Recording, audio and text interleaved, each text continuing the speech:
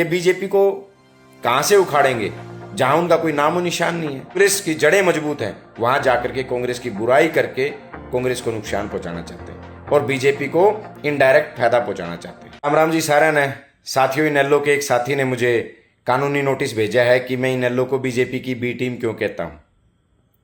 उसको तो मैं कानूनी तरीके से जवाब दूंगा, लेकिन साथियों आपसे एक बात कहना चाहता हूं। जननायक चौधरी देवीलाल जी से लेकर के इनकी जेजेपी की चौथी पीढ़ी, आईएनएलडी की चौथी पीढ़ी का इतिहास रहा है बीजेपी के साथ सरकार बनाने का। और साथियों, आज पढ़े लिखे नौजवानों को, इस हरियाणा प्रदेश के लोगों को मैं बताना चाहता हूं, अंधभक्तों के लिए तो कोई वैक्सीन नहीं बनी, लेकिन पढ़े लिखे नौजवान भाइयों से कुछ चीज़ें साझा करना चाहता हूं। साथियों, 2025 में इन्होंने घोषणा की कि हम जननायक चौधरी देवीलाल जी का सम्मान दिवस समारोह रोहतक में मनाएंगे और बीजेपी को वहां से उखाड़ने का काम करेंगे, बदलाव की शुरुआत करेंगे। मैंने उस समय भी कहा था, रोहतक में तो बीजेपी का कोई नाम निशान नहीं है, वहां तो 4 सीटें और चारों की चारों सीटें कांग्रेस ने जीत रखी हैं। ये बीजेपी को कहां से उखाड़ेंगे जहां उनका कोई नामो निशान नहीं है।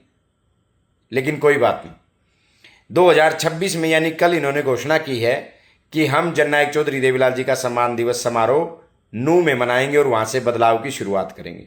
अब नूंह में भी 3 विधानसभा की सीटें हैं और तीनों की तीनों कांग्रेस जीती हुई है, वहां भी बीजेपी का कोई नामो निशान नहीं है। तो ये किसको उखाड़ने की बात कर रहे हैं? साथियों, ये लोग जिनकी सुबह कांग्रेस की बुराई से शुरू होती है और कांग्रेस की बुराई पे इनकी शाम डल जाती है, ये लोग जहां कांग्रेस की जड़ें मजबूत हैं वहां जाकर के कांग्रेस की बुराई करके कांग्रेस को नुकसान पहुंचाना चाहते हैं और बीजेपी को इनडायरेक्ट फायदा पहुंचाना चाहते हैं। इसके अलावा साथियों, दूसरा उदाहरण भी आपको देता हूं। गुलाचीका से कांग्रेस के विधायक हैं देवेंद्र हंस जी, उन्होंने एक अधिकारी को झुंझुनू पकड़ाया भ्रष्टाचार के मुद्दे के ऊपर, तो बीजेपी ने उनके ऊपर मुकदमा दर्ज कर दिया।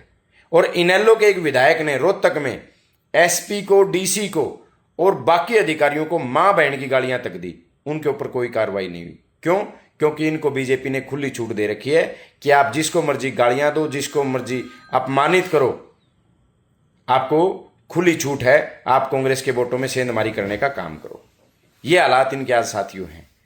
और साथियों, गोपाल कांडा जी की बात सुन लीजिए। ये हमारे जैसे आम घरों के बच्चों से तो बीजेपी मुर्दाबाद के नारे लगवाते हैं और अपने बेटों को, अपने भाइयों के, अपने भतीजों की सेटिंग बीजेपी में करवाते हैं। चाहे गोपाल कांडा जी से पूछ लो, उन्होंने स्पष्ट बताई है ये बात।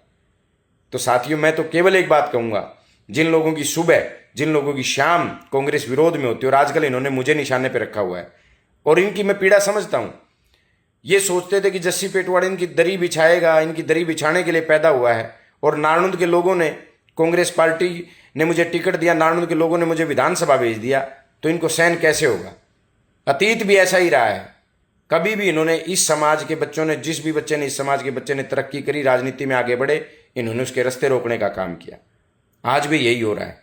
लेकिन मैं जो कुछ पढ़े लिखे भाई, जो कुछ साथी, जो कोई हमारे आदरणीय नेता इस पार्टी में बचे, उनसे एक ही बात कहना चाहूँगा, भाइयों, अगर हरियाणा के भविष्य को बचाना है, अगर देश को बचाना है और बीजेपी को हटाना है, तो ये लोग तो बीजेपी के फायदे के लिए काम करते हैं।